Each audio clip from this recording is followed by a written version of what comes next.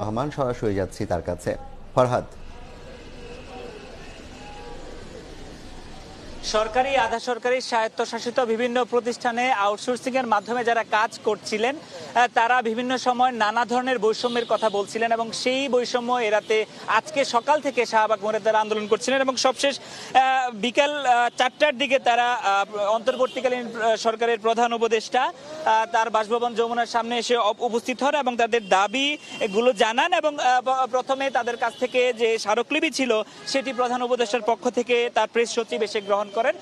তারপরে যেটি হয়েছিল, তাদের যে সমন্বয়করা আছেন তারা বলছিলেন যে যেহেতু দাবি তারা নিয়েছেন এবং দিক নির্দেশনা দিয়েছিলেন যে যেসব মন্ত্রণালয়ের অধীনে তারা কাজ করছেন সেসব মন্ত্রণালয়ের সাথে কথা বলে ব্যবস্থা নেওয়া হবে। তবে গণ আন্দোলনের মতন করে বিভিন্ন জায়গা থেকে যারা আসছিলেন তারা আজকেই সমাধান চাচ্ছিলেন এবং তারপরে কিছুক্ষণ আগে এই যারা আসলে তাদের দাবি দাবা নিয়ে দেশের বিভিন্ন জায়গা থেকে আউটসোর্সিং কর্মীরা এসেছিলেন তবে দাবি দেওয়ার মুখে তারা পরবর্তীতে 4 জন সমন্বয়কে যমুনায় পাঠানো হয় এবং সেখানে প্রধান উপদেষ্টার সাথে তাদের কথা হয়েছে এবং সেই জায়গা থেকে তারা আশ্বস্ত হয়েছেন তাদের চাকরি স্থায়ীকরণের ব্যাপারে নানা আলোচনা হবে, পাশাপাশি তাদের আউটসোর্সিং এ যারা কর্মরত আছেন তাদের চাকরি কোনোভাবেই যাবে না এবং তারা এতে সন্তুষ্টি প্রকাশ করেছেন। এবং বিভিন্ন জায়গা থেকে যারা নানা সময় নানা বৈষম্যের শিকার হচ্ছিলেন, বিশেষ করে যারা মাসের পর মাস বেতন বকেয়া ছিল তাদের এই বেতন বকেয়ার ব্যাপারেও আশ্বস্ত হয়েছেন। এই ধরনের সমস্যা সামনে কিভাবে সমাধান করা যায় সেই জায়গা থেকে প্রধান উপদেষ্টা